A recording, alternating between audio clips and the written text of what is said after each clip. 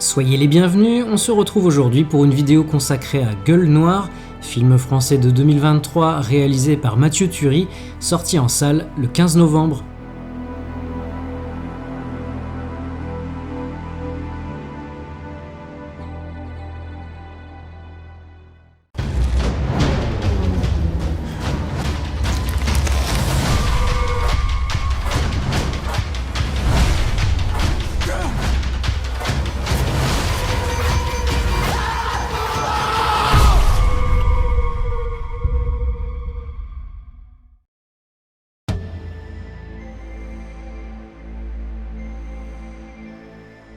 « 1956, dans le nord de la France, une bande de mineurs de fond se voit obligée de conduire un professeur faire des prélèvements à 1000 mètres sous terre. Après un éboulement qui les empêche de remonter, ils découvrent une crypte d'un autre temps et réveillent sans le savoir quelque chose qui aurait dû rester endormi.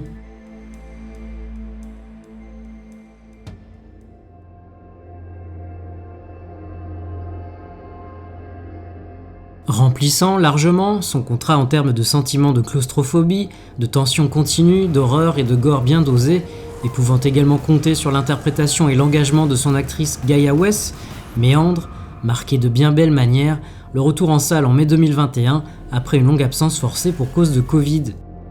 Film français m'ayant le plus emballé cette année-là, j'attendais évidemment avec la plus grande impatience de découvrir le prochain projet de son réalisateur, Mathieu Turi, à qui l'on doit également Hostile, film d'horreur post-apocalyptique sorti en 2017.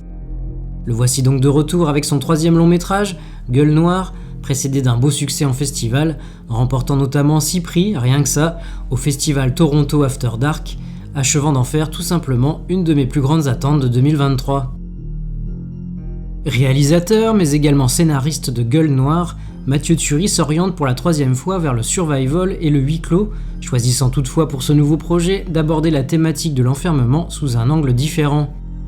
Il ne s'agit plus ici de suivre un seul personnage, comme dans Hostile et Méandre, mais toute une bande. 7 personnes, pour être exact, un chiffre faisant écho aux 7 samouraïs ou bien encore aux 7 mercenaires qui s'en inspirent. Des individus notamment définis par leur place, leur fonction au sein de l'équipe, jouer avec la limite du cliché permettant d'identifier plus facilement les personnages, d'obtenir une dynamique plus fluide entre eux et plus globalement une meilleure cohérence de groupe. Le projet est également né du désir du réalisateur de se plonger dans l'inconnu, de découvrir un milieu et une époque qui lui sont relativement étrangers, à savoir les mineurs de fond dans le nord de la France des années 50. Un terrain de jeu idéal pour le réalisateur, le décor singulier de la mine lui permettant de déployer son huis clos à une échelle bien plus ample, compte tenu des kilomètres de galeries à sa disposition, mais aussi de jouer davantage sur l'obscurité que ce qu'il a pu faire dans ses 2 longs métrages précédents. Un contexte très français et d'époque auquel Mathieu Turi peut rattacher l'univers de Lovecraft, appréciant tout particulièrement l'œuvre du Maître de Providence, citant les montagnes hallucinées et dans l'abîme du temps comme ses écrits préférés. Lovecraft créant des univers étendus dans lesquels on peut plus ou moins facilement s'engouffrer, beaucoup s'y sont essayés, du vivant même de l'écrivain, mais surtout après sa mort.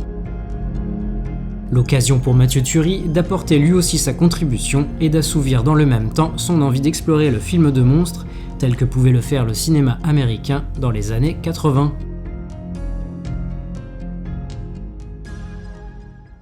T'es en train de me dire que le cadavre qui est dans le cercueil est pas complètement mort, c'est ça? Oh là. Je sais ce que j'ai vu.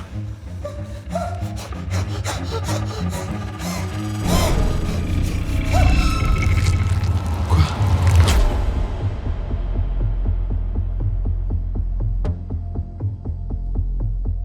Gueule Noire, comme l'expliquera l'expérimenté Roland à la jeune recrue Amir, c'est le nom donné aux mineurs de fond qui, après avoir trimé toute la journée dans les galeries, se retrouve avec le visage recouvert de charbon. En inscrivant son récit au cœur du bassin minier du nord de la France de 1956, plus précisément le site d'exploitation surnommé le Puits du Diable, Mathieu Turi remet en lumière une partie de l'histoire du pays. Tourné en grande partie sur l'ancien site minier ayant accueilli en 1993 Claude Berry et ses équipes pour Germinal, et reconverti depuis en pôle dédié à l'image et aux médias numériques d'avenir, Gueule Noire prend son temps pour planter son décor et présenter ses personnages, d'abord en surface puis dans les profondeurs, teintant la première heure de son film d'une dimension sociale, rendant compte à la fois de la dureté de la tâche, des conditions de recrutement de la main-d'œuvre étrangère et du racisme ambiant. Évoluant du point de vue de Amir, venu du Maghreb et porté comme tant d'autres par l'espoir d'une vie meilleure en France, en postulant pour un travail éprouvant dont il ignore tout, l'immersion s'avère des plus efficaces. Comme lui, nous découvrons ce nouveau milieu avec ses codes, ses singularités et ses dangers. Comme lui, nous apprenons à mieux connaître ces hommes rompus à la tâche et unis dans l'adversité. Évidemment, la belle union affichée par nos protagonistes va s'effriter au fur et à mesure que la mystérieuse expédition, menée par le professeur Berthier, financée par une société dont nous ne saurons rien, va tourner au cauchemar, le groupe se retrouvant dans un premier temps coincé suite à un éboulement.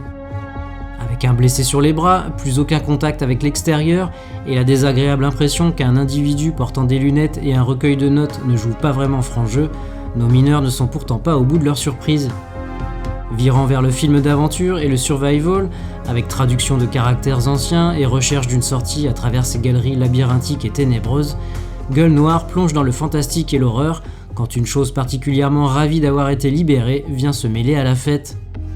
La mine devient un personnage à part entière, le danger pouvant survenir de n'importe où, les hommes ne pouvant alors compter, pour percer l'obscurité profonde des entrailles de la Terre, que sur leur lampe frontale ou dans une moindre mesure sur le flash utilisé par le personnage du professeur Berthier pour documenter ses découvertes.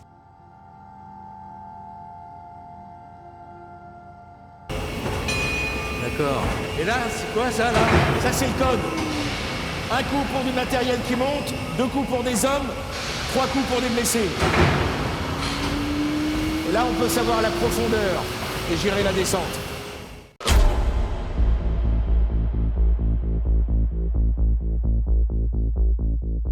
S'aventurer dans le monde des mineurs de fond, et plus particulièrement dans les dédales que constituent les galeries souterraines, a de quoi largement nourrir un bon film d'horreur. Mais combiner le tout à la mythologie Lovecraftienne a tout d'une excellente idée sur le papier. Encore faut-il parvenir à retranscrire à l'écran ce qui fait l'essence même des récits de l'auteur. Dans Gueule Noire, on suit un scientifique marchant sur les traces d'une civilisation millénaire, laquelle se dévoile petit à petit via les écritures ornant les pierres, utilisant ici un alphabet runique inspiré, dans une certaine logique, de l'écriture viking. On y trouve des vestiges de rituels sacrificiels, une crypte et bien entendu une créature levée du mauvais pied.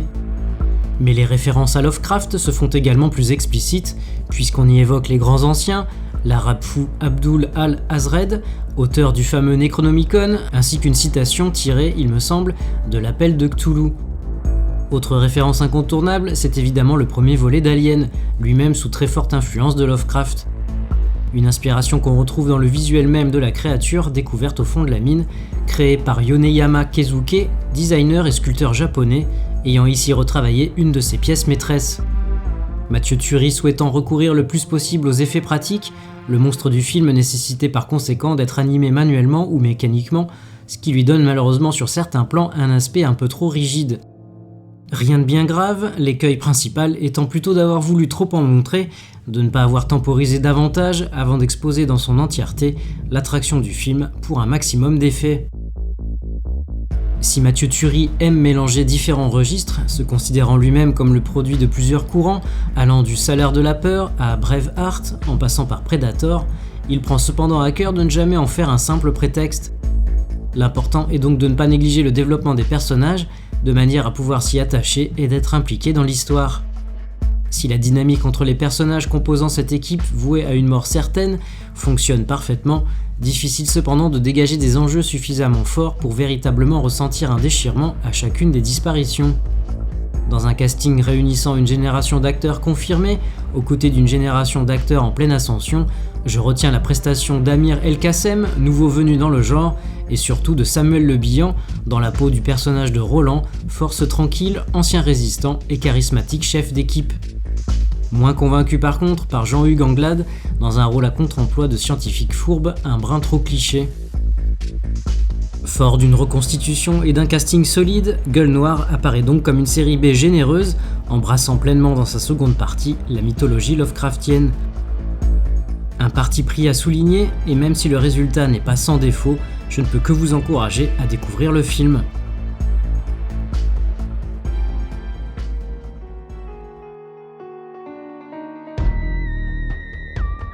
Si vous avez apprécié cette descente à la mine, alors n'hésitez pas à liker, commenter, partager et vous abonner à la chaîne si ce n'est pas déjà fait. Je vous retrouve prochainement pour une nouvelle vidéo. Salut!